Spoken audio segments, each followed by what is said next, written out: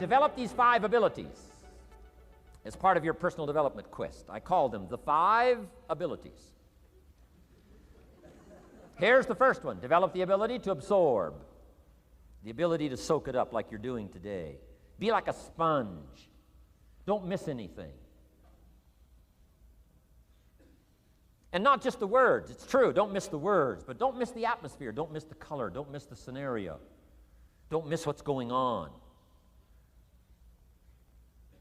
Most people are just trying to get through the day. Here's what I want you to be committed to do. Learn to get from the day. Don't just get through it, get from it. Learn from it. Let the day teach you. Join the University of Life. What a difference that'll make in your future. Commit yourself to learning. Commit yourself to absorbing. Be like a sponge. Get it. Don't miss it. I've got a personal friend of mine who's so gifted in this area. I think he has soaked up and remembers everything that's ever happened to him. He can tell you as a teenager where he was and what he did and what he said and what she said and how they felt and the color of the sky and what was going on that day. And the reason is because he gets it, he gets it, he gets it. I'm telling you, it's more exciting to have him go to Acapulco, come back and tell you about it than it is to go yourself. He's unbelievable. He's got this extraordinary gift. And why is it? When he's there, he doesn't miss anything. Here's a good phrase for you to jot down. Wherever you are, be there. Be there to absorb it up. Be there to soak it up.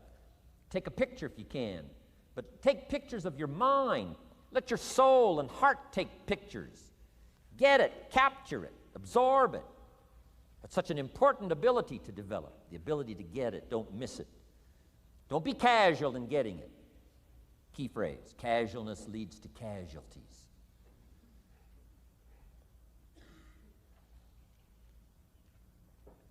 Second, learn to respond.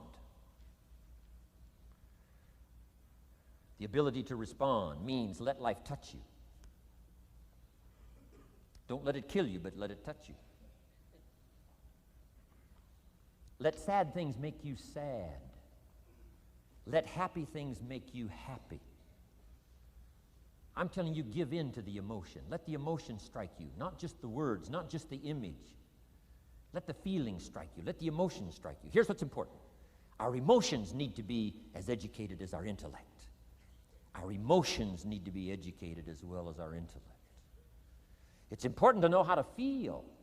It's important to know how to respond. It's important to let life in, let it touch you.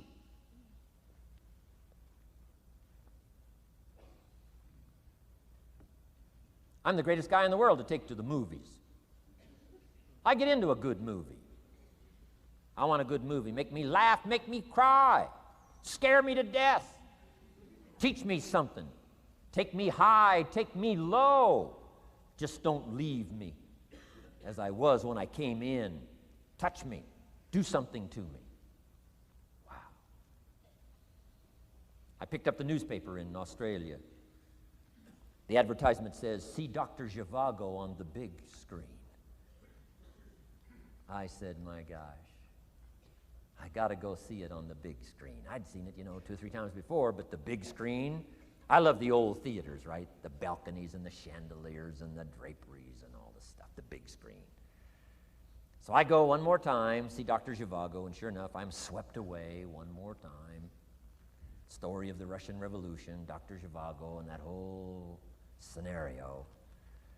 I had always missed the importance of the ending of that movie until this time. The other times I missed it. I'm telling you, this time, I got it. Comrade General said, Tanya, how did you come to be lost? After he'd found her, right? Said, how did you come to be lost? And she said, well, I was just lost. He said, no, how did you come to be lost? She said, well, we were, the city was on fire when we were running to escape, and I was lost. He said, no, how did you come to be lost? And that's what she didn't want to say. He finally pressed her again, how did you come to be lost? And he said, well, she said, well, while we were running through the city and it was on fire, my father let go of my hand, and I was lost. That's what she didn't want to say. Comrade General said, Tanya, that's what I've been trying to tell you. Komorowski was not your real father. He was not. I'm telling you, I've been looking all over for you, and I think I found you. This man, my relative, Dr. Zhivago, the poet, I'm telling you, he was your father. And Comrade General said, Tanya, I promise you this, if this man, your real father, had been there, I promise you, he would never have let go of your hand. And I got it. This time I got it. The other times I'm eating popcorn waiting for the movie to finish. I mean, this time I got it. I got it. I'm asking you to get it. Absorb and respond. Maybe you heard the story about the evangelist here in Texas way back in the horse and buggy days. Used to put up his tent in these various Texas towns and hold tent revivals. And he put up his tent, one of these towns, expected a big crowd to come and hear him preach. And he got there first night of the tent revival, and he walked inside the tent. It was empty. And he thought, something must be wrong. He waited till 8 o'clock. Nobody showed up. He waited till 8:15. Not a soul. Finally, 8:30. One lone cowboy wandered up on his horse, tied his horse up outside, came in, sat down on the front bench. Big empty tent. So the preacher thought, well, at least I better go down and talk to the cowboy. So he goes down and talks to the cowboy, and he says, Cowboy, I don't know what to tell you. He said, I'm the preacher. And this tent was supposed to be full of people. And he said, something's gone wrong. I really don't know what to do. I'm embarrassed. And he said, I don't know what to do. And the cowboy said, well, I'm not a preacher. I'm just a cowboy, so I can't tell you what to do. But he said, I know this, if I went out to feed my cattle and only one showed up, I'd at least feed it. So the preacher said, hey, the cowboy is right.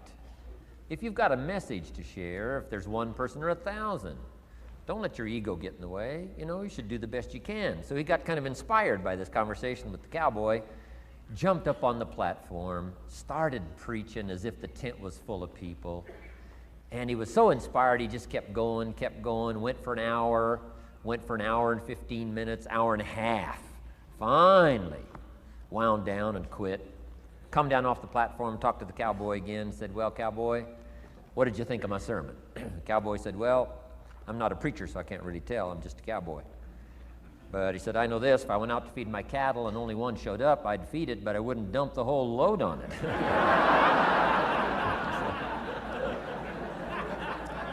So,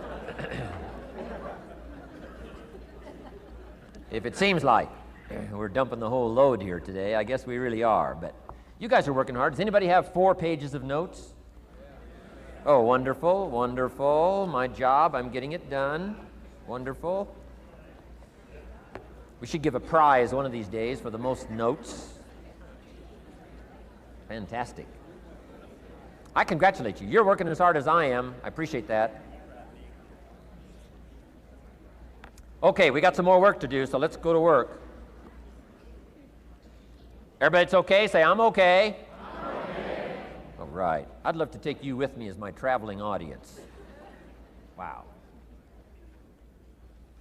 We've covered the first 2 abilities in the personal development quest. One is the ability to absorb, don't miss anything, pay attention. Good watchword for the 90s, pay attention. Things are moving so fast these days, you got to pay attention, pick it up, soak up the colors, soak up the sounds, soak up what's going on. Second, respond, let life touch you. Let the emotions affect you as well as the sights. Now here's the third ability, develop the ability to reflect. Reflect means go back over, study it again. Go back over these notes that you're taking today. Go back through the cassettes one more time. Read the text one more time. But there's more to it than that. Go back over your day. I call it run the tapes again, so that the day locks in firmly. Here's some good times to reflect. 1, at the end of the day. Take a few minutes at the end of the day. Go back over the day. Who'd you see and what'd they say and what happened? How'd you feel? What went on? So that you capture that day. A day is a piece of the mosaic of your life. Number one, don't treat it casual.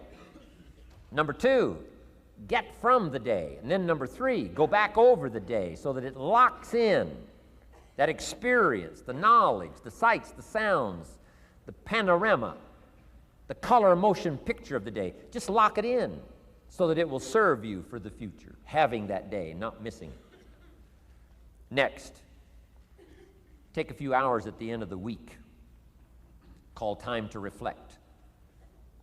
Go back over your day timer, go back over your calendar, go back over your appointment book. Where did you go and who did you see and how did it feel and what went on? Capture that week. A week is a pretty good chunk of time.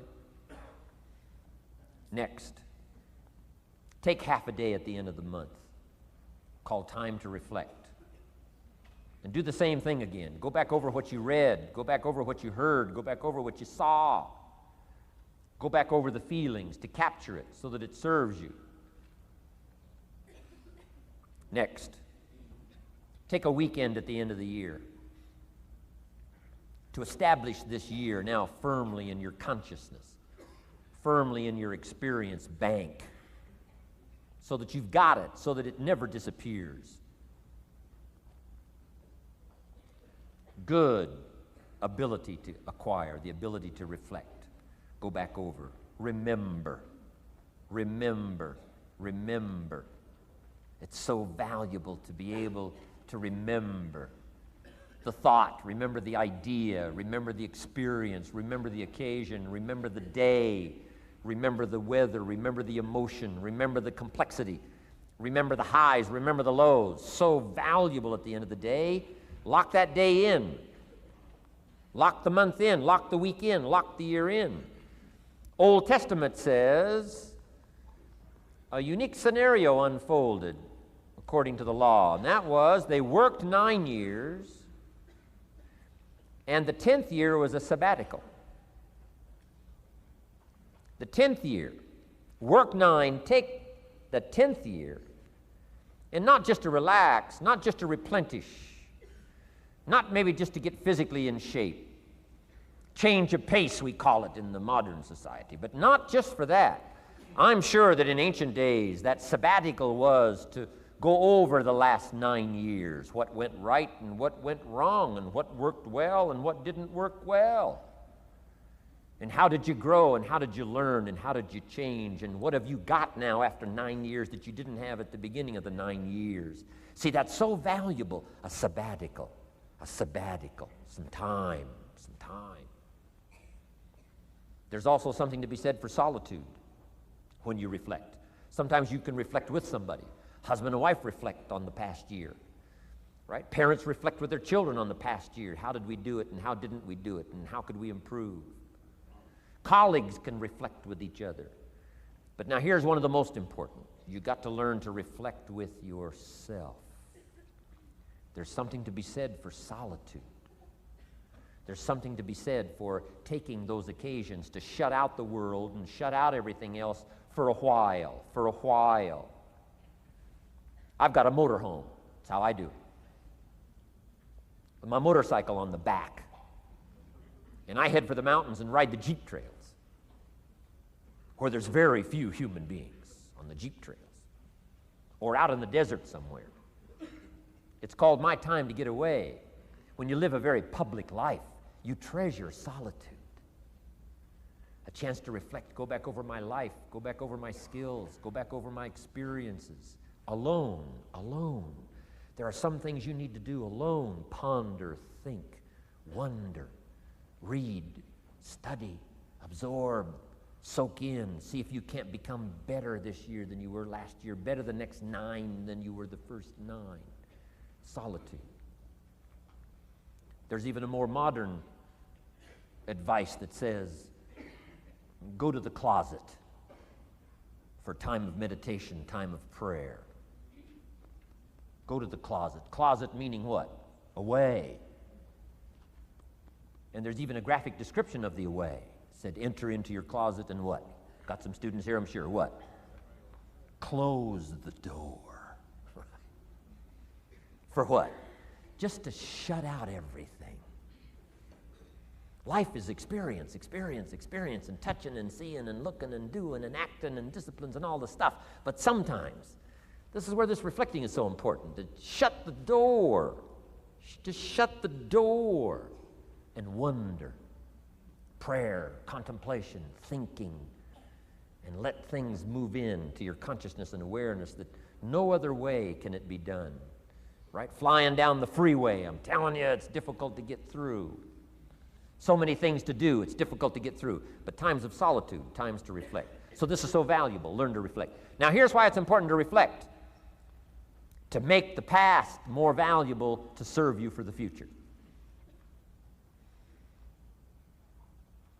Here's what's really powerful, learning to gather up the past and invest it in the future.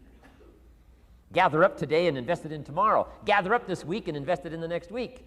Gather up this year and invest it in the next year.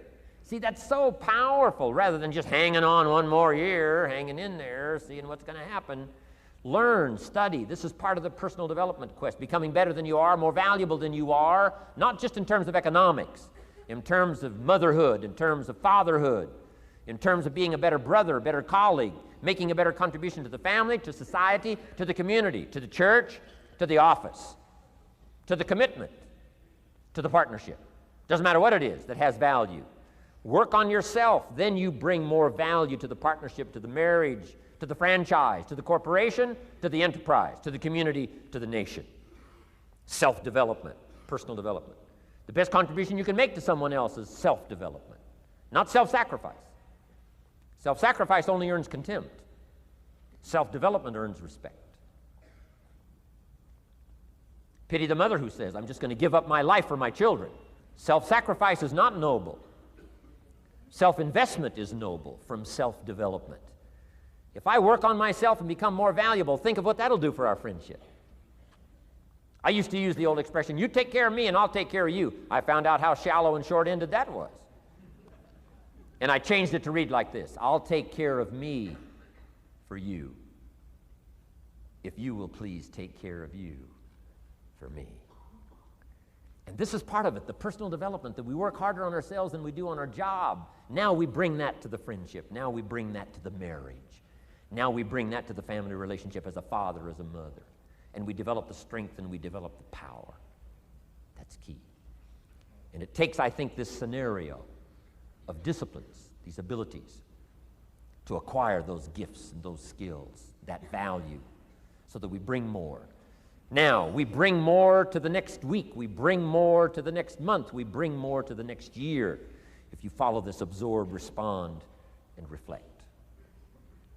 I said to my father, when he was about to turn 76, his 76th birthday, I said, dear father of mine, can you imagine what it's going to be like to gather up the last 75 years of your life and invest them in your 76th year? What a difference of philosophy, rather than just hanging on one more year. Gather up 75 and invest them in the next one. Gather up the last 6 years and invest it in the next year. See, that's so powerful in communication, which we're going to study soon. So powerful. So consider this. 1, the ability to absorb. 2, the ability to respond. 3, the ability to reflect. Here's number 4, develop the ability to act. Take action. Not hasty if it isn't required, but don't lose much time. Here's the time to act. When the idea is hot and the emotion is strong. That's the time to act. You say, Mr. Rohn, I'd like to have a library like yours. See, if you feel strong about that, what you got to do is get the first book and then get the second book. Before the feeling passes and before the idea gets dim, action pronto, action immediate, action as soon as possible.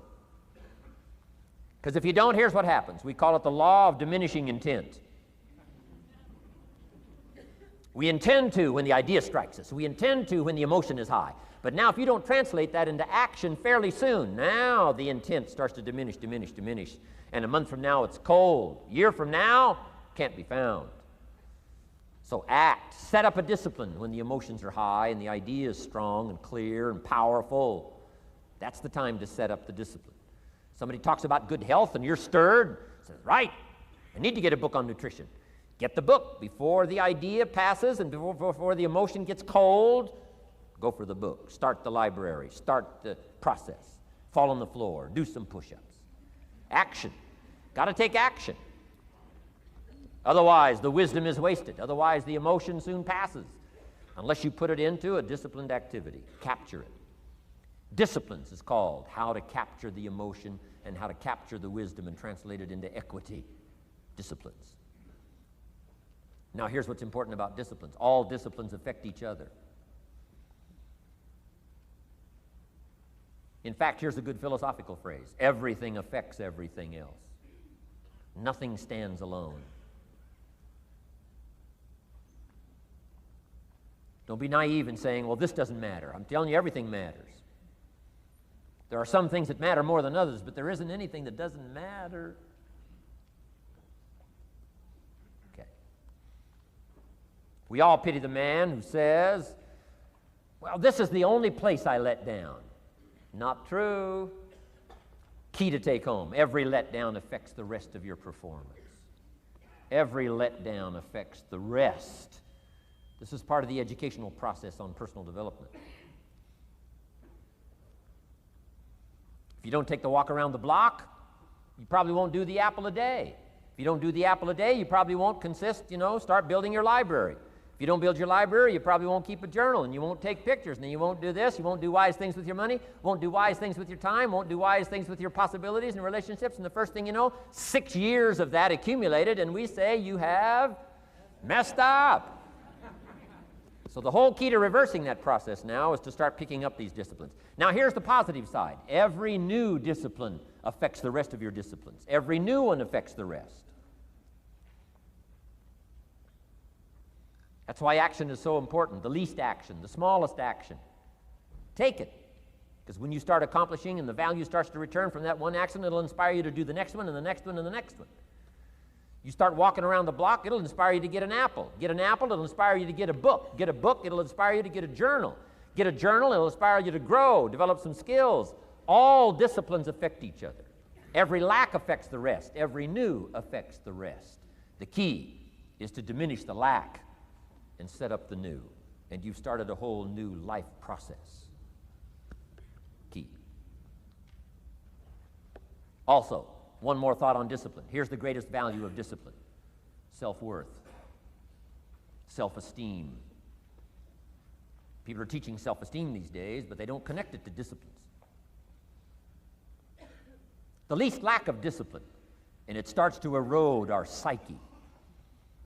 One of the greatest temptations is to just ease up a little bit, right? The slightest lack of doing your best starts to erode the psyche. Instead of doing your best, doing just a little less than your best. Sure enough, you say, well, it's just going to affect my sales. No, it's going to affect your consciousness. It's going to affect your philosophy. Now you've begun in the slightest way to affect your own philosophy. Here's the problem with the least neglect. Neglect starts as an infection. And if you don't take care of it, it becomes a disease. And one neglect leads to another. And the worst of all, when neglect starts, it diminishes our self-worth, our self-confidence, our self-value. You say, well, how can I get back my self-respect? I'm telling you, you don't have to go to 29 classes. All you have to do is start the smallest discipline that now corresponds to your own philosophy, like I should, and I could, and I will. No longer will I let neglect stack up on me so that I will have the sorry scenario 6 years from now, giving some excuse instead of celebrating my progress. That's the key to discipline. Okay? Let's get kids involved in the least of disciplines. One more, and then another one, and then another one, and then some more. And the first thing you know, you're starting to weave the tapestry of a disciplined life into which you can pour more wisdom and more attitude and more strong feeling, more faith and more courage. Now you've got something, a vessel in which to put it, and now the equities start to flow. And the early return, I'm telling you, if you'll start this process, the early return will have you so excited. You'll commit yourself to this strategy for the rest of your life. You'll never go back to the old ways. Join a new crowd. Join a new group. The disciplines to do it. Take action. I recommended the last time I was here the little book, Richest Man in Babylon, and I said I've lectured now to over 3 million people in the last 33 years, and I've recommended this little book to almost all of them, I think. Guess how many have actually gone and got this little book? Answer, very few. My best guess is 10%. Such an easy thing to do. In that last seminar, right, I suggested this little book, number one, is easy to find. Number two, it's easy to buy. The most you can pay for it, $6, $7, $8. You can borrow that from your kids. And number three, it's easy to read. It's in story form. That's why I use it for teenagers, teaching them how to be rich by 40, 35 if you're extra bright, much sooner if you find a unique opportunity. But if it's easy to find and easy to buy, and if it's easy to read, why wouldn't everybody go get it? We don't know. What do you know? You don't know. I don't know. Nobody knows. Here's how profound it is. Some do and some don't. Now here's the numbers. About 10% do. 90% don't or won't. And we don't know the mystery of that. And I'm telling you, 10 years from now, those numbers will still be the same. 10% will, 90% won't. The numbers don't change. Only the faces change. You're looking at one of the faces. I used to belong to the 90% who couldn't be bothered even if it was easy. Guess how many people have a library card? Wisdom of the world available. Transform your life in any value amount you want. By the way, how much is a library card in Texas? Free. Here's what free is. Easy. I mean, it can't be any easier than free. Somebody says, well, would you bring it by? Well, no. At least you got to go get it. No.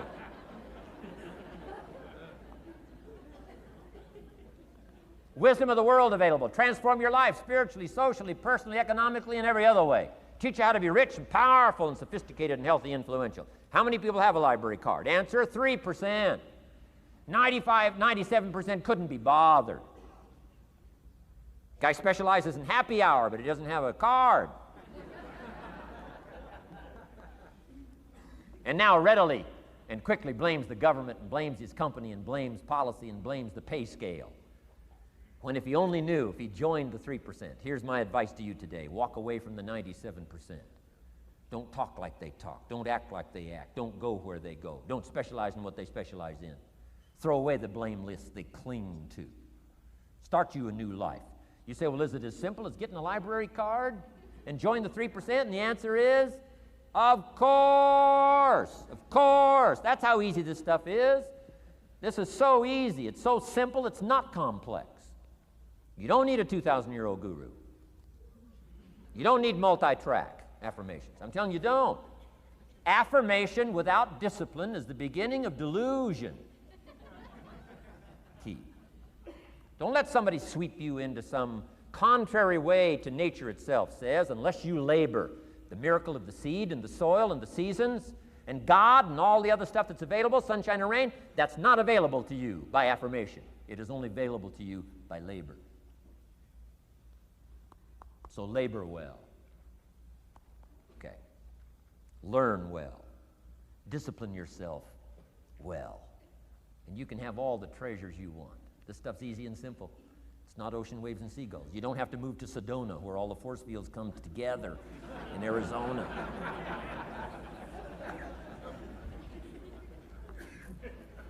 Let's teach our kids the simple ways to transform their health, number one. Their economics, number two. Their ability to communicate, number three.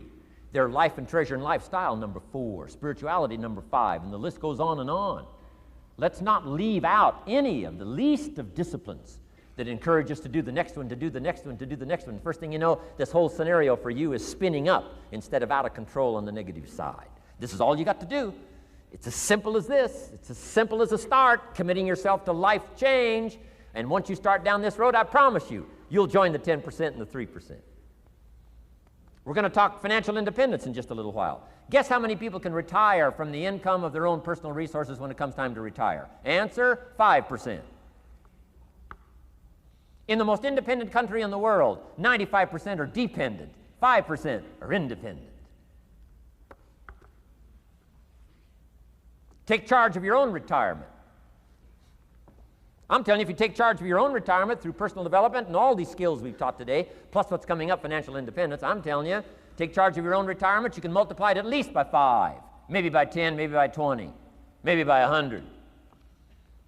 Let the government take care of it, some company take care of it, you got to divide by 5. Take charge of your own life, take charge of your own day, take charge of your own conversation, take charge of your own family, take charge of your own possibilities. And learn these skills, develop this kind of strategy, and I'm telling you, life will open up for you. Join the 3%. Join the 10%. Join the 5%. Walk away from the 95%. In our Leadership Weekend we teach, find out what poor people read and don't read it.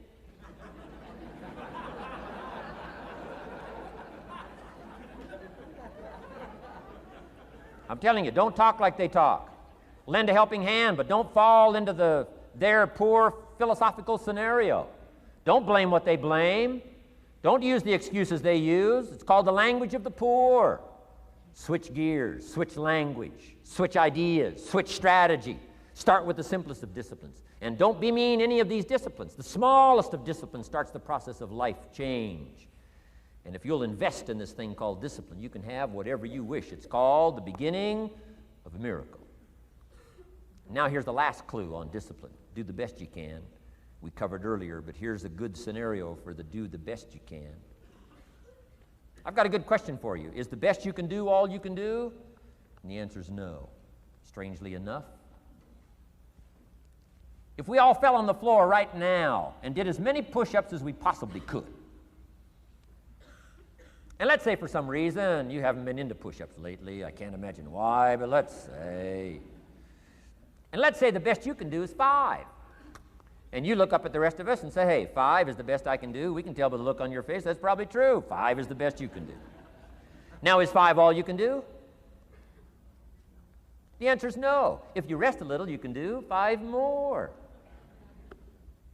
Wow. And if you rest a little, you can do 5 more.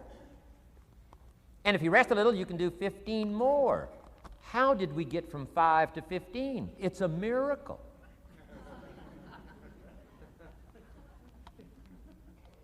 And if you rest a little, you can do 15, rest a little, you can do 15, rest a little, you can do 20. How did you get from 5 to 20? It's a miracle. Did you know you can keep doing that? Do a little more, rest a little, do a little more, rest a little, and finally get up to 50 push-ups? Is it possible to get up to 50 push-ups? Of course. How do you go from 5 to 50? It's a miracle. How do you get a miracle going? Number 1, do what you can. Don't leave out what you can, from writing a letter to your mother in Florida. Start cleaning it all up. 2, doing the push-ups. Go from 5 to 50. It's a miracle. Number 1, do what you can. Number 2, do the best you can. Here's number 3, rest very little.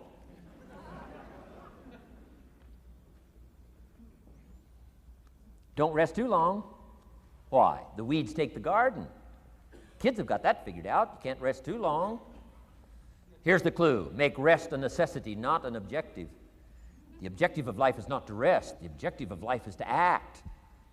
Think of more disciplines. Think of more ways and means in which to use your own wisdom and your own philosophy, and use your own attitude, your own faith, your own courage, your own commitment, your own desires, your own excitement.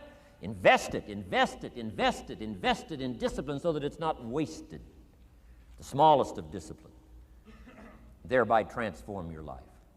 Join the 5%, join the 10%, join the 3%.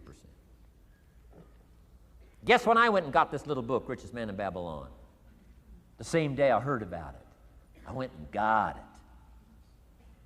Somebody says, well, Mr. Rohn, does that make you different than most other people? And the answer is yes. Somebody says, well, why is that? We don't know. We don't know. What do you know? You don't know. I don't know. None of us knows. Some do and some don't. The numbers don't change. Only the faces change. from those who get in on a seminar like this, listen to a dynamic sermon, read a book, listen to some cassettes, take seriously the next conversation of a friend who wants to level with you, and do something about it. And you can walk away from the 97%, not live there anymore. Because if you don't, the next 6 years of your life will be like the last 6. Mr. Shove said to me, Mr. Rohn, 6 years now you've been working. I'm telling you, the next 6 years of your life is going to be like the last 6, unless you take advantage and start making these personal changes. I made the changes, totally revolutionized my life. So take a look at the next 5 years of your life. It's going to be like the last 5, unless you change. And if you will change, everything will change. Join the 5%. 10 years from now, the numbers are going to be the same. But I'm telling you, some faces in this audience can change and start showing up in the 3% crowd, and the 5% crowd, and the 10% crowd, and thereby dynamically affect your life and your future. Develop these strengths. Now here's the last ability. Develop the ability to share. Pass along to someone else. If you've picked up a good idea today, pass it along. Don't let it stay. Pass it along. A book, if you take one of these little books I've suggested home and it affects you, pass along. Say, hey, I found a book, really helped me. I found a book, got me thinking. I found a book, changed my health. I found a book, got me inspired. Pass it along, pass it along, pass it along. Here's what's exciting about sharing. If you share with 10 different people, they get to hear it once, you get to hear it 10 times. So it's probably going to do more for you than it is for them. But it's called what? Everybody wins. When somebody shares, everybody wins. Wow. Share your ideas, share your experiences, share your knowledge. You can have just as much pleasure as I do. I said, giving this seminar, this is one of my joys in life. Give a seminar like this, make the best investment I can of words and spirit and heart and soul and time, energy. I don't have to work this hard. But I gladly work this hard. Why? I want the return. Your words touch my life. See, that's heavyweight stuff. You can't buy it with money. But I'm telling you, you can get the same thing started by recommending a book. Somebody will read that book, and then they'll read another one, and they'll read another one, and they'll come to you someday and say, you got me started. That book you recommended turned my lights on, turned my mind around, got me thinking, got me pondering, and I've been on track ever since. You can get just as much praise as I do if you'll share with your children, share with your colleagues, share with everybody that comes within your grasp. Share. Now here's what sharing does. Not only helps you, helps the person you share with. Here's what else it does. Makes you bigger than you are. If I had a glass of water up here and it was full, question, can that glass hold any more water? If it's full, if the glass is full, can it hold any more water? The answer is yes. But for it to hold more, you got to pour out what's already in. That's what I'm asking you to do. If you're full of ideas, if you're full of good things, I'm asking you to pour it out, pour it out, pour it out. Why? I'm telling you, more will be poured in, poured in, poured in. Next, when you do pour out, you become bigger. Not like a glass that stays the same. Human beings have the ability to grow in consciousness and awareness and capacity. It's unlimited capacity. I found out kids don't lack capacity. In Europe, the kids speak what? 2, 3, 4, 5, 6 languages. When I grew up, my father spoke German, never taught me. My mother spoke French, never taught me. They were trying to get away from all the old world languages back then. Had no concept how valuable languages were going to be in the future. Just didn't know. So they abandoned the German, abandoned the French. I could have learned all 3 languages instead of just English. My girls went to school in Beverly Hills. They've turned that around. In first grade now in Beverly Hills school system, they offer 3 languages besides English. French and German, Spanish. Why? Because kids can learn 2 languages just as easy as 1. Question, how many languages can a child learn? Here's how many. As many as you'll take the time to teach them. They do not lack capacity. They only lack teachers. Wow. And I'm telling you the same thing is with you. You don't lack capacity. But here's how you expand your capacity. And that is to share what you've got. Now you get bigger. Share some more, and now you get bigger. I'm here for a very self-interest reason. If I share with you, my consciousness grows. If I share with you, I get to hear this again. Somebody asked me not long ago, said, Mr. Rohn, how are you doing with all this stuff? You get on everybody's case pretty hard. How are you doing with all this stuff you teach? I said, well, best I can share with you is this. Listen to me very carefully, but don't watch me too close. This stuff's easier to lecture on than it is to do. I understand that. I'm working on it just like you. But hey, pour out what you've got so that your capacity grows. Now, why should you want your capacity to grow? Very self-interest reason. Here it is. To hold more of the next experience.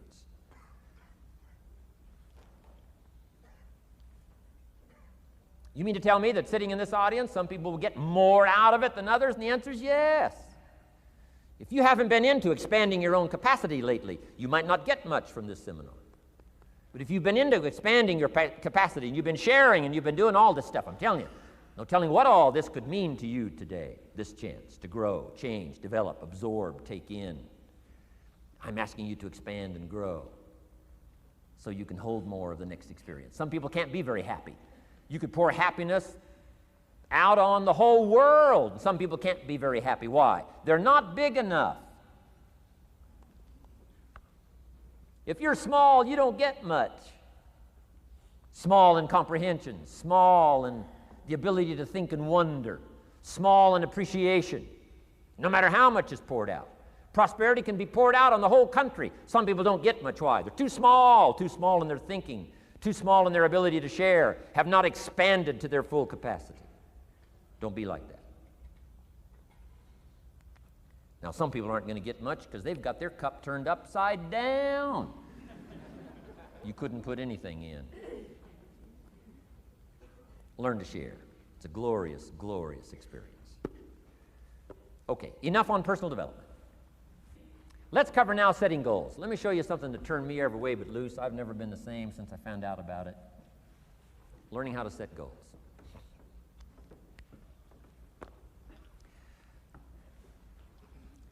Not long after I met Mr. Schoaf, we're having breakfast one morning.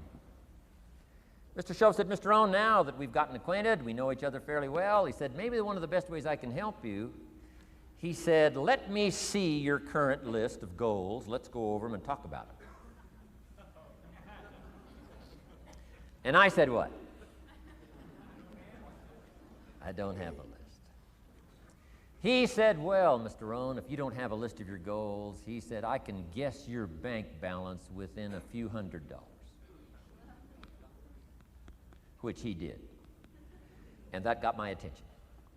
I said, you mean my bank balance would change if I had a list of goals? He said, drastically. So that day I became a student of setting goals. And I've used it to dynamically affect my life. I've taught it to some of my business colleagues. We use it to do business around the world. Setting goals. It can turn out to be a drama for your life. Here's what goals are. Your vision of the future. Your vision of the future. Now, there's two ways to face the future. One, with apprehension. Number two, with anticipation. Guess how most people face the future? With apprehension. Why? Major reason why. They don't have it well designed. They've left the design of their future to somebody else. And if you don't make plans of your own, guess what? You'll probably fall into someone else's plans. Guess what someone else may have planned for you? Not much. You got to make a list of this not much stuff. I'm telling you, people all their lives count on this not much list. If all of your negative relatives all turn positive, what will that do for your future? Not much. If prices come down a little, what will that do for your future? Not much. If the economy gets a little better, what will that do for your future? Not much. If circumstances get a little better, what will that do? Not much. If the weather gets a little better over the next few years, that'll do. Not much. I mean, you could go right down this whole scenario list. Most people all their lives, with their fingers crossed, count on this not much list. That's why 10 years from now, they'll be driving what they don't want to drive, living where they don't want to live, wearing what they don't want to wear, doing what they don't want to do, having what they don't want to have, maybe become what they didn't want to become. And it all starts by counting on something that's not going to count much. You say, well, then how can my life dramatically change? You got to count on yourself. And here's one of the things you got to count on: your ability to design the future. It's called the promise. And the promise of the future, if you'll design it well, can have an awesome effect on your life.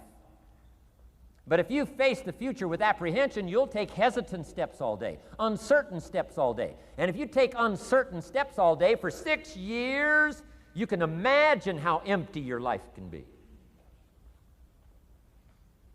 We've got to help our kids with the promise of the future.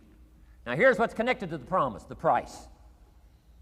The price to pay. But I'm telling you, the price is easy if the promise is clear. One of the better notes to make for today. The price is easy if the promise is clear and powerful. But the price seems almost too much to pay, too much to get over, too much to accomplish if the promise isn't clear, if the promise isn't powerful.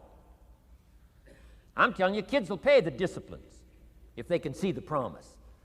One of our biggest challenges as parents in the 90s is to help our kids see the promise of the future. That's why I'm teaching financial independence, how to become wealthy and powerful and sophisticated and healthy and unique.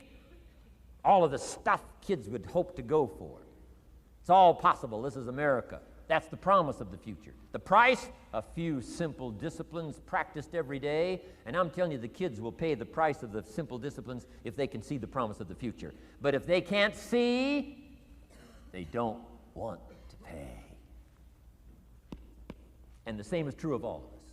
We will pay the most extraordinary disciplines if we can see the promise of the future, called setting goals. So I'm asking you to get a handle on the future. I'm asking you not to leave it to anyone else.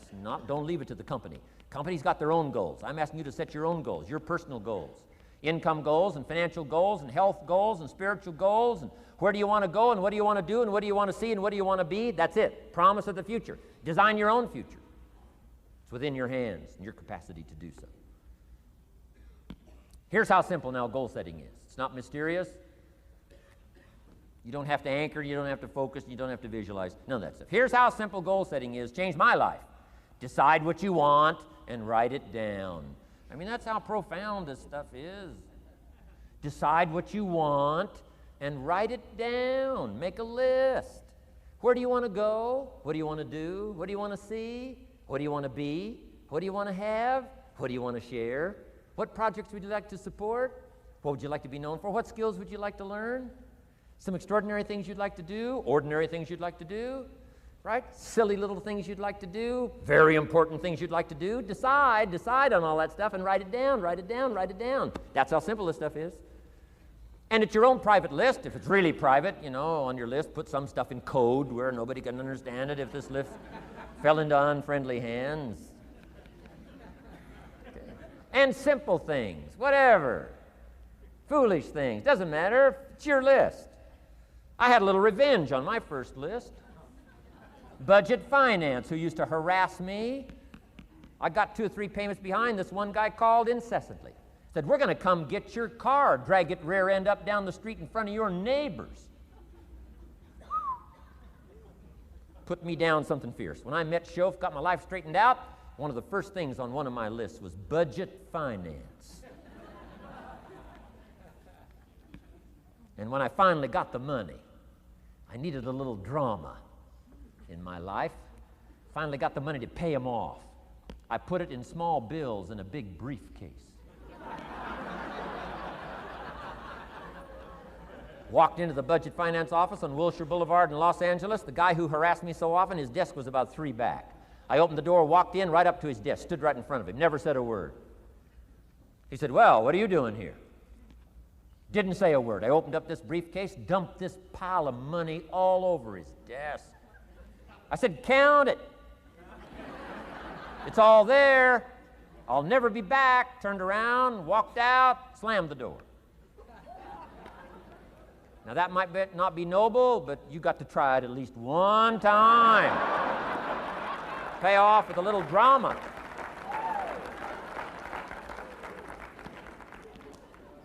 got to check them off my list. Keep your list with you. I keep my list in my journal so that I can go back. 5 years ago, here was my list. And I'm a little embarrassed. Here's what I thought was so important now. How my philosophy has changed. From 10 years ago, 5 years ago, 3 years ago. Here's my old list. Here's my new list. Here's what's valuable to me now. Here's what I want my life to be now. Here's where I want to go, what I want to do, what I want to see. Keep your lists of goals so that it shows your growth, shows your ability to change and grow. Your philosophy grows and expands what's valuable. Setting goals. Doesn't matter how small, foolish it is. Put it on your list. My Japanese friend, Toro Ikeda, put on his first list, a Caucasian gardener. Good morning. Thought that was good.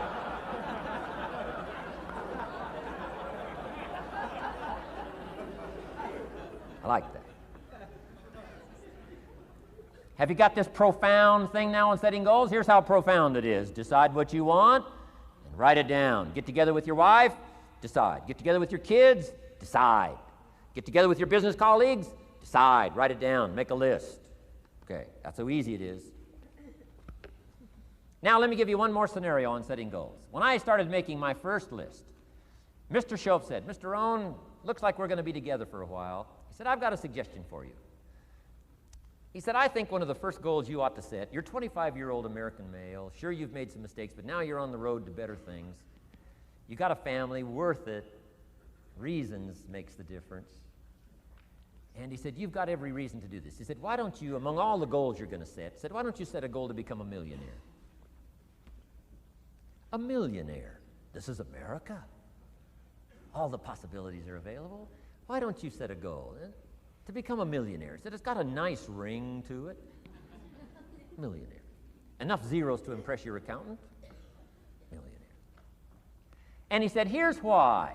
Now I thought, the man doesn't need to teach me why. I'm thinking, wouldn't it be great to have $1 million? He said, no, that's not it. Here's why.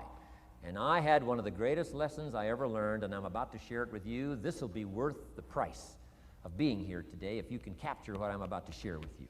Babysitter fees, whatever else you paid. Some of you missed some sales today to be here, so this is a costly day for you. But what I'm about to share with you changed my whole life. Here's what Mr. Shope said. Set a goal to become a millionaire. And he said, here's why. For what it will make of you to achieve it. And I got one of the greatest classes in one sentence I've ever received in my life. Set a goal that'll make you stretch that far. For what it will make of you to achieve it. What a brand new reason for setting goals. What an all-encompassing challenge to have a better vision of the future. What for? To see what it will make of you to achieve it. And here's why. The greatest value in life is not what you get. The greatest value in life is what you become. Major question to ask on the job is not, what am I getting here? That's not the major question. The major question to ask is, what am I becoming here? It's not what you get that makes you valuable. It's what you become that makes you valuable. So Shope said, set a goal to become a millionaire. For what it will make of you to achieve it. Then he said, when you finally have become a millionaire, now, he said, what's important is not the money. I thought, wow, I've got some more to learn. He said, no, Mr. Rohn, I'm telling you honestly, you could just give the money away. Now, I did better than that, right? I told you. I lost it all. I'm rich by the time I'm 31. I'm a millionaire. I'm broke by the time I'm 33. So I didn't have to give it all away. I lost it all. Foolish mistakes I made. I'm a farm boy from Idaho. That early money drove me bonkers. I used to say, how many colors does it come in? I'll buy them all. I went crazy over that first money. I just went crazy. And then I made that one foolish mistake, right? Continuing guarantee. I mean, I'm so naive off the farm. I don't know what continuing means. And a few other mistakes. And by the time I'm 33, I'm broke. Now, I've made and lost millions since then. But what an experience that was. And I'm telling you, the man was right.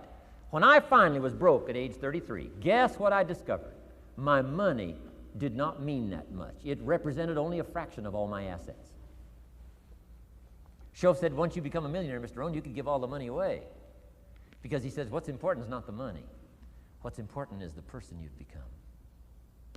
Now, let me give you the key phrase on setting goals. Set the kind of goals that will make something of you to achieve them. Set the kind of goals that will make something of you to achieve them.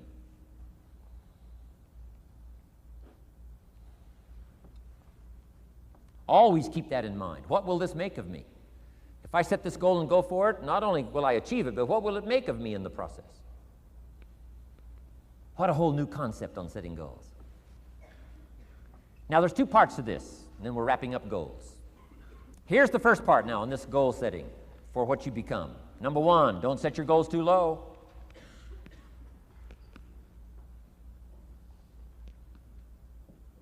Interesting, we teach in leadership. You'll find it on the cassettes. Don't join an easy crowd. You won't grow. Go where the expectations are high. Go where the demands are high.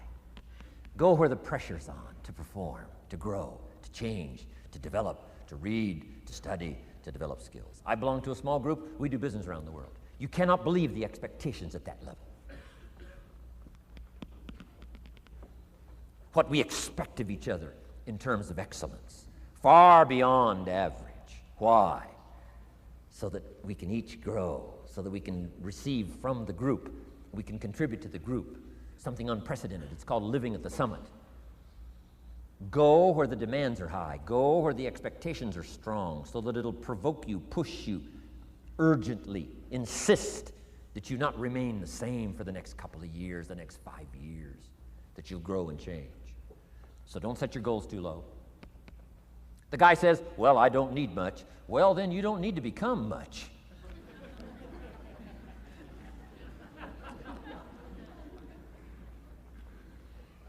Now, here's the last part on setting goals. Don't compromise. Don't sell out. There were some things I went for back in those early years that I paid too big a price for. If I'd have known how much it was going to cost me, I never would have paid, but I didn't know. So don't sell out. Ancient phrase says, count the cost, count the cost, count the cost. An ancient story says, Judas got the money. You say, well, that's a success story. No. It's true, 30 pieces of silver in those days was a sizable fortune. You say, well, if a guy's got a fortune, right, that's a success story. No, you don't understand. His name was Judas. Doesn't that ring a bell? Judas. You say, oh, yes, Judas, the traitor. That's right, the traitor got the money. Doesn't that change the story? And the answer is, of course, it changes the story. Interestingly enough, after Judas gets the money from becoming a traitor, he's got the money in his hot little hand, and now he's unhappy. Somebody says, well, if you had a fortune, how could you be unhappy? Well, he wasn't unhappy with the money. He was unhappy with himself. Key phrase, the greatest source of unhappiness is self-unhappiness. The greatest source of unhappiness doesn't come from outside. The greatest source of unhappiness comes from inside. And here's where the erosion starts, doing a little less than you could. That's where the beginning little infection of unhappiness starts, doing a little less than you can, not feeling that good about yourself. So don't let that happen. Judas is unhappy. He says, what'll I do? He says, oh, I'll just take the money back. Walked in where he got the money and said, here, take this money, I'm unhappy. They said, heck with you, Judas. We got what we wanted, you got what you wanted, out. They threw him out with his money. Judas says, well, what'll I do now? He says, oh, clever. Should have thought of this first. I'll just throw the money away. And he proceeded to throw his fortune away. Why would he throw his fortune away? He was so unhappy with himself. And that's not even the end of the scenario. After he threw his fortune away, he couldn't change what he became, a traitor.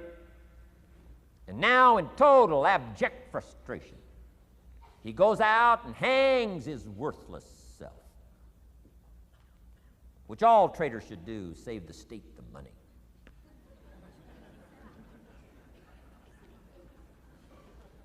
Why such a tragic end? Because he was so unhappy with himself. himself. He sold out. He sold out. He paid too big a price.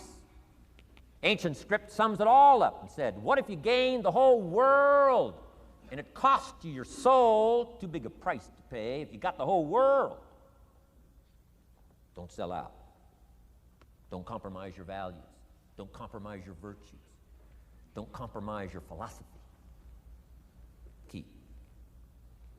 Here's the key word, beware. If Judas could speak back, he'd probably say beware. Two good words from ancient script. One, behold, the positive word. Behold the possibilities, behold the opportunity. Behold the drama, behold the awesomeness, behold the uniqueness. Behold the majesty, behold, behold. What a good word. But here's the other word, beware, beware, beware. Don't sell out. Mark well what you become in pursuit of what you want. But I'm inspiring you, hopefully, to set the kind of goals that'll transform your life, make you far better than you are, far stronger than you are. Okay. Isn't this good advice? This is such good stuff. I should have paid to get in, right?